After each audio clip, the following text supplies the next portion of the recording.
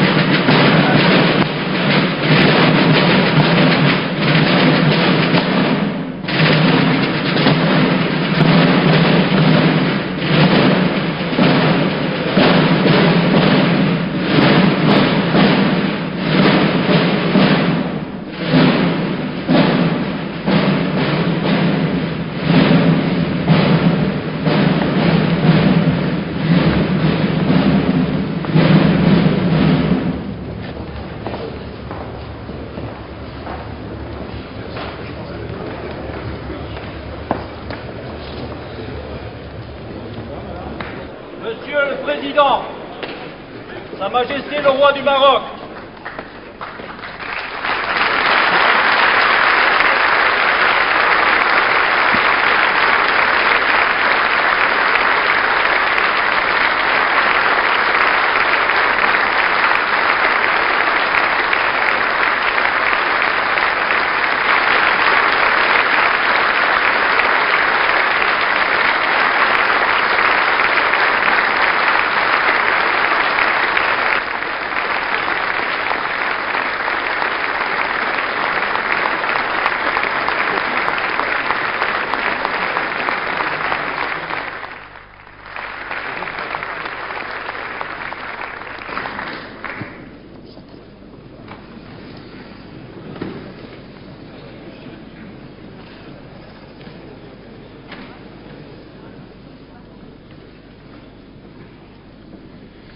en recevant le roi du Maroc à l'occasion de sa visite d'État, notre Assemblée se réjouit d'accueillir le souverain d'un pays dont l'amitié pour la France ne s'est jamais démentie, malgré les inévitables vicissitudes d'un long destin commun, d'un pays aussi jeune et entreprenant qu'il est chargé d'histoire, d'un pays tout entier tendu vers la paix, le progrès et la modernité. Mais comment sire ne pas évoquer en ces instants la haute figure de votre père, restaurateur de l'indépendance du Maroc? Comment ne pas penser avec émotion à ce grand roi qui aimait la France, qui n'avait jamais douté de son relèvement et qui n'imaginait pas que nos deux pays puissent se passer l'un de l'autre? Comment ne pas nous souvenir de ce sultan qui, dès le 3 septembre 1939, avait invité les Marocains à combattre à nos côtés, qui, tout au long de la Deuxième Guerre mondiale, se refusa à tout contact avec les autorités ennemies, de ce compagnon de la libération dont il fut si naturel et légitime qu'il assista le 18 juin 1945 aux côtés du général de Gaulle, honneur insigne, au défilé célébrant la victoire. Et comment, dès lors, ne pas dire à nouveau 51 ans après, dans cet hémicycle et devant vous, notre respect, notre reconnaissance pour ces magnifiques soldats marocains qui s'illustrèrent dans les Flandres, à Cassino, sur le Garigliano, en France, sans jamais ménager leur peine ni reculer devant les sacrifices, pour nous aider à reconquérir notre liberté.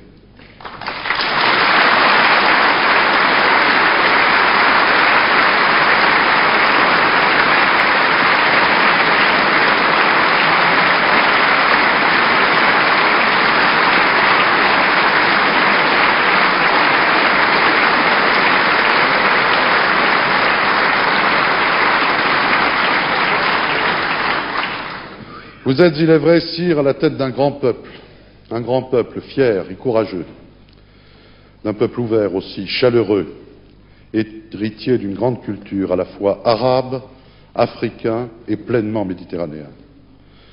Dans une comparaison imagée qui vous fut souvent empruntée, vous avez dit un jour que le Maroc ressemblait à un arbre dont les racines nourricières plongent profondément dans la terre d'Afrique et qui respire grâce à son feuillage bruissant au vent de l'Europe. On ne saurait oublier en effet que la province romaine de Mauritanie-Tingitane a été créée à peu près au même moment que les provinces romaines des Gaules, ou encore que deux brillantes dynasties, celle des Almoravides puis celle des Almohades, régnèrent de part et d'autre du détroit de Gibraltar, liant étroitement l'Europe du Sud et l'Afrique du Nord, rayonnant depuis Cordoue à qui nous devons une bonne part de l'humanisme moderne et de ce qu'on appellerait bientôt les Lumières. Voilà qui faisait déjà du Maroc un véritable trait d'union, vocation à laquelle il n'a jamais renoncé et qu'il entend plus que jamais assumer. Voilà aussi qui aura contribué à inspirer au Maroc cette conception d'un islam serein et tolérant, ouvert aux progrès techniques et scientifiques, comme en porte témoignage parmi tant d'autres réalisations la grande mosquée de Casablanca. Cette conception est aujourd'hui servie, sire, par l'influence considérable qui est la vôtre dans l'ensemble du monde islamique. Ce n'est pas par hasard que vous présidez l'organisation de la conférence islamique et le comité Al-Quds. Le sens de l'histoire et de la mémoire qui est votre marque, la volonté de modernité que vous savez allier au respect des traditions qui font l'âme d'un peuple, donnent à vos initiatives et à vos propos une autorité singulière. C'est dire que tout ce qui touche à votre démarche est important non seulement pour votre pays, mais aussi pour l'ensemble des riverains de la Méditerranée. Voilà d'ailleurs qui ne manque pas d'inspirer aux quelques 700 000 Marocains qui vivent en France une attitude souvent citée en exemple et fort bénéfique. Ces Marocains de France nous apportent le témoignage des progrès que ne cesse d'accomplir le Maroc dans le domaine économique, au prix d'efforts méritoires. Le développement est en effet l'une de vos priorités, en même temps que la construction d'un État de droit. Vous avez inspiré un courageux plan d'adaptation riche de promesses sur le plan économique, y compris pour nos relations bilatérales. Vous avez encouragé par ailleurs une politique allant dans le sens de la promotion des libertés publiques. Liberté de la presse, liberté d'association et de réunion, multipartisme peuvent ainsi être vérifiés par tous vos visiteurs.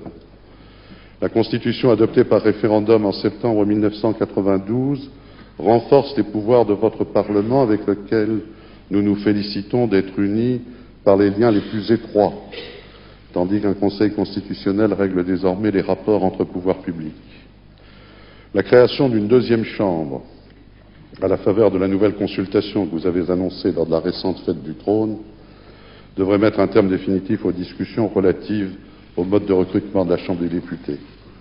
La France, vous le savez, conformément aux attentes de sa propre opinion publique, continuera d'applaudir à de telles initiatives. Il n'est guère étonnant qu'adhérant à de mêmes prémices, nos deux pays parviennent à s'entendre sur les dossiers les plus délicats. Et c'est bien pourquoi le président de la République n'a pas hésité, lors de sa visite officielle au Maroc en juillet 1995, à parler d'une relation placée sous le signe de l'exception. Nous apprécions à sa juste valeur l'action menée par le Maroc en faveur de la stabilité de la région et le rôle de médiateur qu'il joue depuis plusieurs décennies. Action et rôle qui ont trouvé leur consécration dans les retentissants succès de la diplomatie marocaine de ces dernières années. conférence des accords du GATT à Marrakech, sommet économique de Casablanca, sommet de l'Organisation de la conférence islamique. Nos deux pays sont également conscients de la nécessité de promouvoir un rapprochement de l'ensemble des peuples qui bordent notre mer commune. Le Maroc, qui a participé activement à la conférence de Barcelone, entend occuper une place à sa mesure dans ce nouvel espace qui devrait aboutir à l'horizon de l'an 2010 à la création d'une zone de libre-échange euro-méditerranéenne. L'accord d'association conclu le 10 novembre dernier avec le soutien empressé de la France est particulièrement prometteur à cet égard. Oui, le Maroc et la France ont bien vocation à œuvrer ensemble à l'avènement de cette zone de paix, de stabilité, de prospérité et de coopération. L'action résolue du Maroc en faveur du processus de paix au Proche-Orient, votre implication personnelle si courageuse, sont d'ailleurs une contribution majeure à ce grand et noble objectif. La relance de la construction du Maghreb au sein de l'Union du Maghreb arabe sera, à n'en pas douter, une autre de ces contributions, car le succès du partenariat euro-maghrébin passe aussi par un essor des relations politiques et commerciales entre les trois principaux États du Maghreb, que tout doit inciter à la bonne entente. Sire, à l'orée du XXIe siècle, en mesurant, vous et nous, le rôle que jouent nos nations, la France dans l'Europe comme le Maroc au Maghreb, en Afrique et dans l'ensemble du monde arabe, nous désignons ici nos responsabilités particulières. Elles sont immenses si nous voulons qu'une véritable communauté se renforce et s'affirme de part et d'autre de la Méditerranée. Nous devons donc plus que jamais resserrer nos liens. Dans l'histoire de nos relations, de nos convergences et de nos actions communes, votre visite en France est ainsi promise à un grand retentissement. Nous nous réjouissons que vous ayez choisi que votre passage à l'Assemblée nationale en soit un temps fort, car ce que vous avez à dire sera entendu au-delà de cet hémicycle et des frontières même de nos deux pays. Aurais-je assez dit, sire, combien vous êtes ici le bienvenu. Vous avez la parole.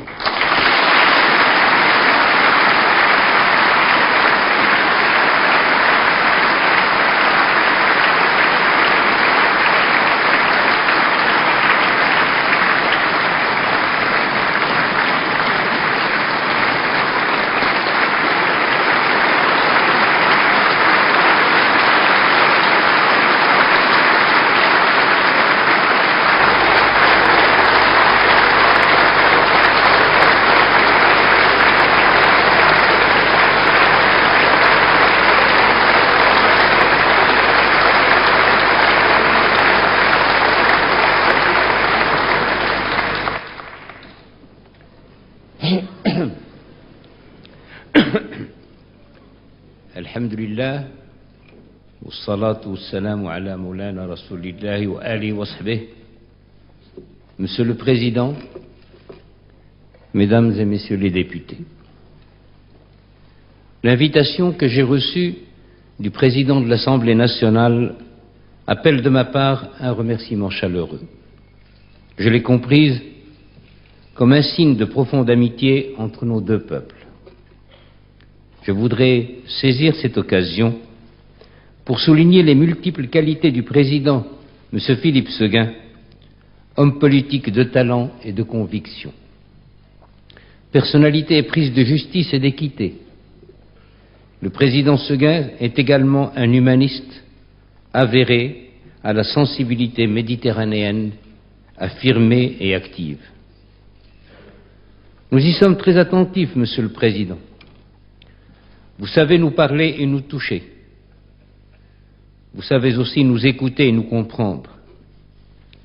Cette proximité est un don que vous avez su mettre avec générosité et chaleur au service de nos deux pays.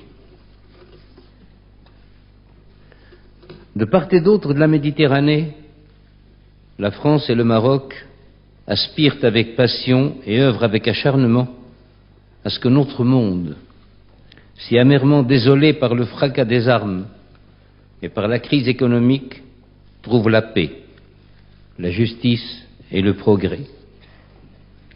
Et je me sens en ce lieu en communion avec les représentants de la nation française Et je crois qu'avec l'aide de Dieu, ensemble, nous réussirons.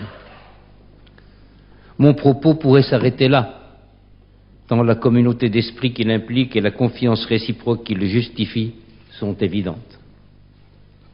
Et si je le prolonge pendant quelques instants, c'est parce que l'enceinte où je suis accueilli m'incite de façon quasi irrésistible à une réflexion. Récemment, votre auguste Assemblée a voté une révision constitutionnelle réformant le système des sessions et élargissant le champ du référendum. Du côté marocain, voici quelques années, en 92, la Constitution a été enrichie par la réaffirmation de l'attachement aux droits de l'homme tels qu'ils sont universellement reconnus, par la création d'un Conseil constitutionnel et par le renforcement des moyens de contrôle parlementaire sur le gouvernement. En ce moment même, se prépare une nouvelle révision tendant à créer une seconde chambre et à donner ainsi une nouvelle dimension à l'institution parlementaire. Elle accentuera encore notre décentralisation, notamment au plan régional.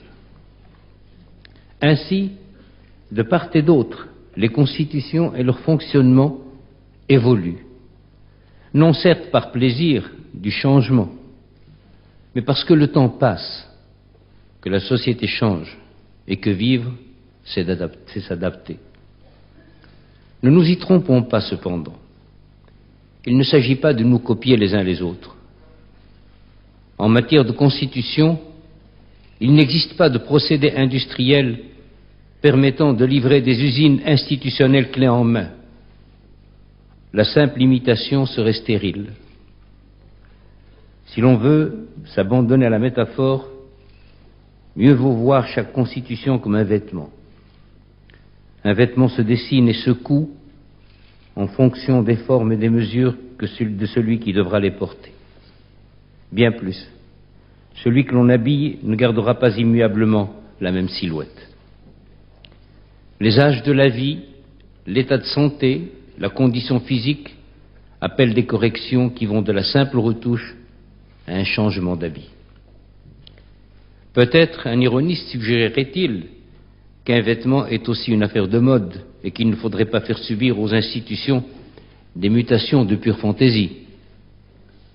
N'y a-t-il pas quelque chose de cela dans l'appel si souvent entendu à la modernité ?